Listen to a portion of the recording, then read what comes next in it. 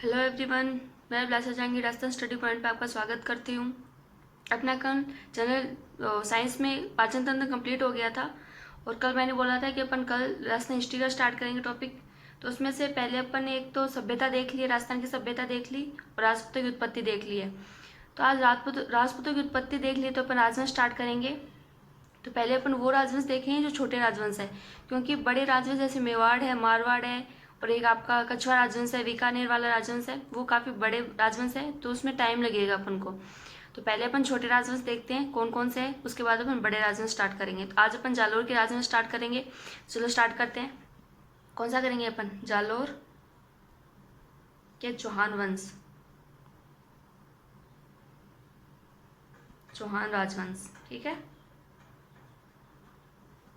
जालोर के चौहान राजवंश। ठीक है, सबसे पहले अपन देखेंगे कि जालोर को पहले किस नाम से पुकारते थे, फिर जालोर क्यों पुकारने लगे, जालोर के दुर्ग है उसका निर्माण किसने करवाया, उस दुर्ग को किस किस नाम से जाना जाता है, वो सब देखेंगे। उसके बाद अपन स्टार्ट करेंगे राजवंश, क्योंकि पहले अपन को इसकी बेसिक देखना जरूरी है जालोर का, क्योंकि अपन को ये जब यही नहीं पता होगा कि इसको पहले किस नाम से पुकारा जाता था या फिर इसके दुर्ग के क्या क्या नाम है, किसने निर्माण कराया, तो उसके आगे पढ़ने का अपन का कोई मतलब नहीं है। तो पहले अपन वही देखेंगे स्टार्ट से। तो पहले सबसे पहले इसका नाम था जबालीपुर। जबालीपुर, ठीक है, जबालीपुर। ये जबालीपुर क्यों बोला जाता था? तो एक महर्षि थे जबाली, उसकी कर्म भूमि थी, जहाँ पे उसकी कर्म भूमि थी उस कर्म भूमि को इसने जबालीपुर बोला जाता था। ठीक है, तो अपन लिखते हैं महर्षि जबाली की कर्म भूमि होने के कारण, ठीक है, होने के कारण जबालीपुर बोला गया। इसका अपन साक्ष्य कहाँ से मिलता है, किसके अनुसार अपन को पता चलता है कि जालोर का नाम जबालीपुर है? तो अपन देखते हैं, तो ये आपका बिजोलिया शिलालेख है, बिजोलिया शिलालेख। ठीक है,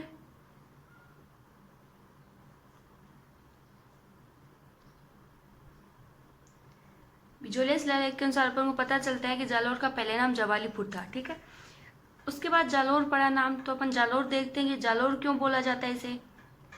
ठीक है, तो गाइस जालोर इसलिए बोला जाता है कि यहाँ पे जाल वृक्ष की अधिकता पाई जाती है, इसके कारण इसको जालोर बोला गया। तो लिख देते हैं अपन जाल वृक्ष की अधिकता के कारण, जाल वृक्ष की अधिकता के कारण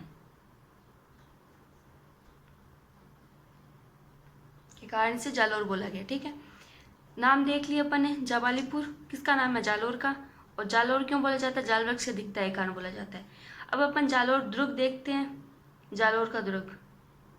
ठीक है, पहले इसका निर्माण देखते हैं कि इसका निर्माण किसने करवाया, निर्माण। ठीक है, तो निर्माण किया करवाया इसका प्रतिहार शासक नागभट्ट फर्स्ट ने, प्रतिहार शासक नागभट्ट फर्स्ट ने। ठीक है, फर्स्ट ने जालोर दुर्ग का निर्माण करवाया। अब इसके जालोर दुर्ग के अन्य नाम है, क्योंकि इसे जालोर दुर्ग भी बोलते हैं, इसके अन्य नाम भी है, उन नाम से भी इसे पुकारा जाता है। तो वो नाम देखते हैं पहले कौन कौन से है। तो सबसे पहले आपका सुवर्णगिरी। ठीक है, जालोर दुर्ग को बोलते हैं कांचनगिरी, कांचनगिरी भी जालोर को बोलते हैं, और सोनगिरी। ठीक है, तो जालोर दुर्ग के अन्य नाम कौन कौन से हो गए? सुवर्णगिरी हो गए, कांचनगिरी हो गया, सोनगिरी। इनके क्या हो गए? अन्य नाम हो गए, अन्य नाम। ठीक है, सोनगिरी आपको याद है कि जालोर चौहानों को सोनग्रा चौहान कहलाते हैं। तो मैं नीचे लिख देती हूँ कि यहाँ के शासक को, यहाँ के वंशज सोनग्रा चौहान कहलाए, सोनग्रा चौहान कहलाए। ठीक है, अब ये राजवंश है, तो राजवंश है तो इनकी कुल देवी भी होगी कोई। तो सोनग्रा चौहानों की कुल देवी कौन है? कुल देवी तो वह आपका आशापुरा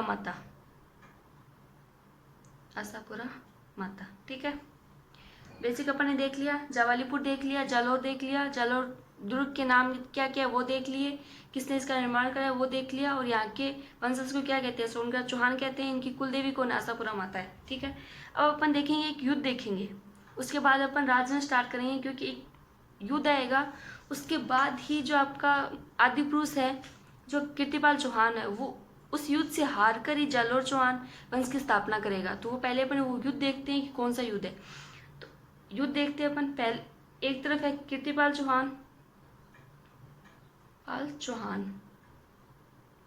ठीक है। दूसरी कौन है आपका, सामंत सिंह है। ये कहाँ के, चित्तौड़ के हैं। ठीक है, कीर्तिपाल चौहान पहले कहाँ का था, तो अपन को ध्यान रखना चाहिए कि ये नाडोल पाली से थे। पहले कहाँ पे सामंत थे, तो नाडोल पाली में सामंत थे, और इधर आपका सामंत सिंह था जो चित्तौड़ का था। ठीक है, सबसे पहले कीर्तिपाल चौहान सामंत सिंह पे आक्रमण करता है। फर्स्ट आक्रमण यही करता है आपका आक्रमण। तो ये कौन है, ये हार जाएगा, सामंत सिंह हार जाता है। हारने के बाद कुछ दिन बाद ये सामंत सिंह फिर कीर्तिपाल चौहान पे आक्रमण करेगा। तो सेकंड आक्रमण कौन करेगा, सामंत सिंह करेगा सेकंड आक्रमण। ठीक है, जिस तरफ ये तीर के चिन्ह है उस तरफ आक्रमण हो रहे हैं, जहां से स्टार्ट हो रहा है वो आक्रमण कर रहा है। तो सेकंड आक्रमण कौन कर रहा है, सामंत सिंह कर रहा है। किस पे, कीर्तिपाल चौहान पे। तो अगर कीर्तिपाल चौहान पे करेगा तो यहाँ पे हार जाएगा, सेकंड में हार जाएगा ये। ठीक है, फर्स्ट में तो ये जीत जाता है, लेकिन सेकंड में हार जाएगा ये। तो हारने के बाद ये जालोर चौहान वंश की स्थापना करेगा। तो अपन देखते हैं कि कीर्तिपाल चौहान हारता कब, आपका 1181 ईस्वी में। इस युद्ध से हारकर जालोर चौहान वंश की स्थापना करता है। 81 में जालोर चौहान वंश की स्थापना करता है।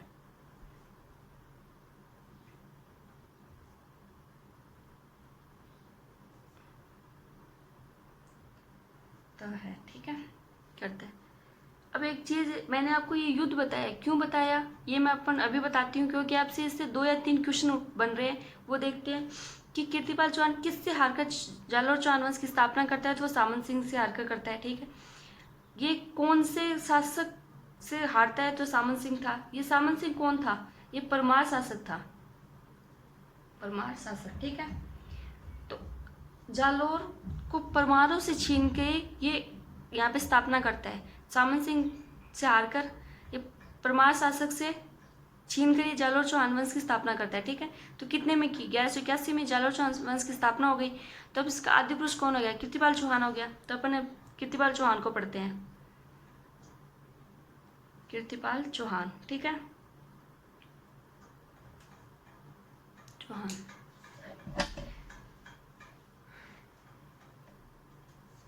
कीर्तिपाल चौहान को देखते हैं। फर्स्ट क्या देखते हैं, जालोर वंश के आदि पुरुष है ये,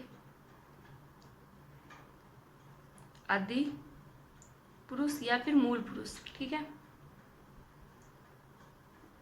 आदि पुरुष या मूल पुरुष क्यों बोलते हैं, क्योंकि जिसने इस राजवंश की स्थापना की है सबसे पहले कीर्तिपाल चौहान था, जिसने जालोर चौहान वंश की स्थापना की है, तो उन्हें आदि पुरुष या मूल पुरुष बोलते हैं। ठीक है, तो आपका जालोर चौहान वंश का आदि पुरुष या मूल पुरुष कौन है, कीर्तिपाल चौहान है।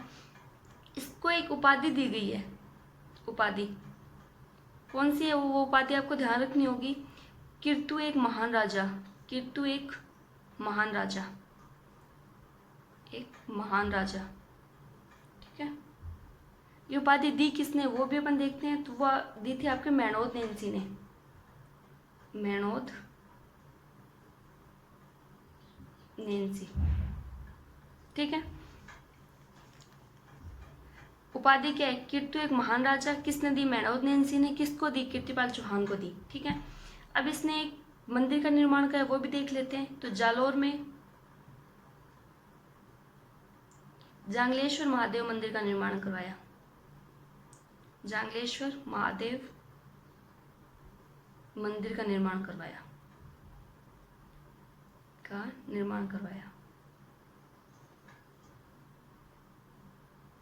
ठीक है। इसका उत्तराधिकारी कौन है, समर सिंह है। तो सेकंड अपन किसे देखते हैं, समर सिंह को देखते हैं, समर सिंह चौहान। ठीक है, समर सिंह चौहान। ठीक है। समर सिंह देखते हैं, समर सिंह किससे उत्तराधिकारी है, तो कीर्तिपाल चौहान का है। अभी से देखते हैं, इससे ज़्यादा काम नहीं करवाया, इसकी दो ही चीज़ इंपॉर्टेंट है वो अपन देख लेते हैं कि फर्स्ट तो इसने क्या है कि जालोर में एक तो प्राचीन और शस्त्रागार का निर्माण करवाया था इसने, मतलब इसने जालोर को सुरक्षित किया। और दूसरा अपनी पुत्री, जो इसकी पुत्री थी लीलाबाई, उसका विवाह भीमदेव के साथ करवाया। ठीक है, तो इसकी दो ही चीज़ें याद रखनी है, वो अपन देख लेते हैं। फर्स्ट क्या है इसका, जालोर में सुदृढ़ प्राचीर शस्त्रागार का निर्माण करवाया,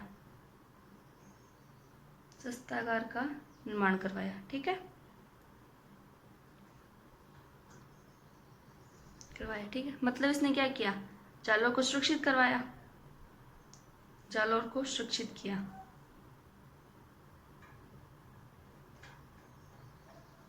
ठीक है, और सेकंड इसका क्या है, सेकंड देखते हैं। सेकंड क्या है इसका, तो अपनी पुत्री लीला देवी का विवाह गुजरात के शासक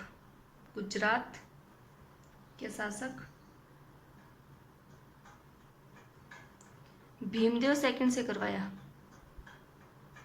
भीमदेव सेकंड से करवाया।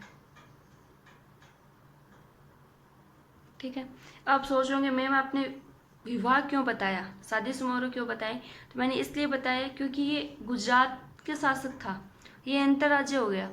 तो ये पूछा जा सकता है कि जालोर चौहान वंश में अंतर्राज्य विवाह करने वाला कौन सा शासक था, तो वो था समर सिंह। किसके साथ करवाया, तो भीमदेव सेकंड से करवाया था। इसकी पुत्री का नाम क्या था, तो लीला देवी था। यहाँ से 3 क्वेश्चन बनते हैं, मैंने तीनों क्वेश्चन आपको बता दिए। फर्स्ट क्या है कि अंतर्राज्य विवाह कौन से शासक ने करवाया था, तो समर सिंह ने करवाया था। किसके साथ करवाया, भीमदेव सेकंड से करवाया था। और उसकी पुत्री का नाम क्या था, तो लीला देवी था। ठीक है, नेक्स्ट अपन देखते हैं उदय सिंह चौहान। ठीक है, उदय सिंह चौहान, यहाँ पे अब ज़्यादा नहीं है ये शासक, इसका कम ये है, कुछ के समकालीन याद रखने हैं, कुछ का ये है कि इसके समय किसने आक्रमण किया था, वो चीज़ याद रखनी है, ज़्यादा कुछ नहीं है इसमें याद रखने वाला। तो अपन उदय सिंह का देख लेते हैं, उदय सिंह का क्या है। ठीक है, उदय सिंह का फर्स्ट तो आपको इसका शासन काल याद रखना है, क्योंकि इसने सबसे ज़्यादा शासन किया था। तो ये कितना था, 1205 से 1257 तक। ठीक है, इसका शासनकाल था। तो आपको ये चीज़ याद रखनी होगी, क्योंकि कई बार क्वेश्चन पूछ लिए जाते हैं कि सबसे जालोर चौहान वंश में सबसे ज़्यादा शासन करने वाला कौन था, तो उदय सिंह था। ठीक है, इसका एक ही चीज़ याद रखनी है कि इसके समय जो दिल्ली सल्तनत का शासक था इल्तुतमिश, उसने आक्रमण किया था। तो वो चीज़ मैं लिख देती हूँ, इसके समय दिल्ली सल्तनत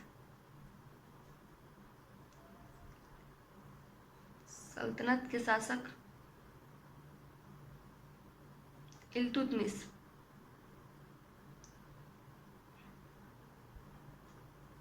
इल्तुतमिश ने आक्रमण किया था। ठीक है,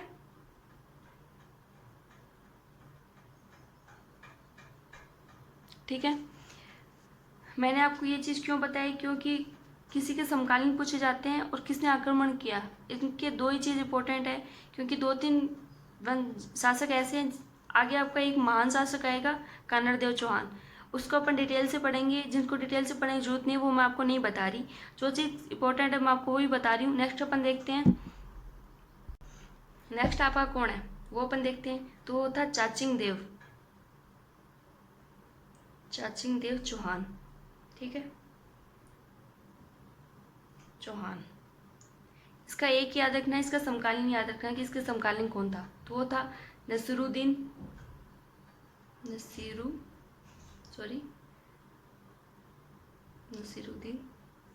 महमूद और बलवन के समकालीन। ठीक है, समकालीन चंचल देव चौहान के समकालीन कौन थे, तो नसीरुद्दीन महमूद था, एक बलवन था, किसके समकालीन थे। ठीक है, नेक्स्ट अपन देखते हैं सामंत सिंह चौहान। ठीक है, सामंत सिंह चौहान देखते हैं, तो इसका क्या था वो भी अपन देख लेते हैं। सामंत सिंह चौहान की इसके समकालीन कौन था? इसके समकालीन अलाउद्दीन खिलजी था। ठीक है, तो पहले अपन समकालीन देख लेते हैं। समकालीन कौन है? अलाउद्दीन खिलजी। अलाउद्दीन खिलजी। ठीक है, शॉर्टकट में AK, क्योंकि अपन बार बार इतना बड़ा नाम नहीं लेंगे, शॉर्टकट में अपन AK बोलेंगे तो आप समझ जाना कि अलाउद्दीन खिलजी की बात हो रही है। ठीक है, तो इसके समय क्या था कि इसने सामन सिंह के समय दिल्ली की बागडोर अलाउद्दीन खिलजी के हाथ में आ गई थी, जो एक बहुत बड़ा शक्तिशाली शासक था। अलाउद्दीन खिलजी सबको पता है, ये चित्तौड़ का, रणथंभौर का जो आपका साका हुआ था, चित्तौड़ का साका हुआ था, सब अलाउद्दीन खिलजी के कारण हुआ था। तो इस काफ़ी बड़ा शक्तिशाली शासक था। तो इसने इससे देख के अपने शासन था उसकी बागडोर अपने पुत्र के हाथ में सौंप दी थी, और ये अन्य राज्यों में जाके तपस्या करने लग गया था। तो अपन देखते हैं। तो ये सौंपता है 1296 ईस्वी में अलाउद्दीन खिलजी आ जाता है दिल्ली सल्तनत पे। ठीक है, तो उसी टाइम ये अपने पुत्र को सौंप देगा। तो देखते हैं अपन 1296 ईस्वी में शासन की बागडोर, राज्य की बागडोर अपने पुत्र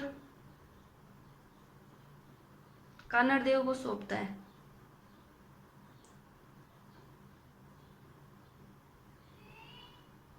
कानड़देव को सौंप देता है। ठीक है, सौंप देता है। कब सौंप देता है ये? तो 1296 ईस्वी में अपने राज्य की बागडोर अपने पुत्र कानड़देव को सौंप देता है। और नेक्स्ट आपका आएगा, कौन आएगा? कानड़देव चौहान आएंगे। तो कानड़देव चौहान एक बहुत शक्तिशाली शासक है। इसके समय AK खिलजी, जो अलाउद्दीन खिलजी वो क्यों आक्रमण करता है, इसके समकालीन कौन कौन थे, इसके 2 या 3 आक्रमण आते हैं वो अपन देखेंगे, और साथ में अपन कारण भी देखेंगे कि अलाउद्दीन खिलजी इस पर आक्रमण करता क्यों है। तो वो सब अपन कल देखेंगे, नेक्स्ट क्लास में देखेंगे। ठीक है, इतना अपन देख चुके हैं। गाइस, चैनल को सब्सक्राइब करें, लाइक करें और शेयर करें। Thank you so much. Thank you.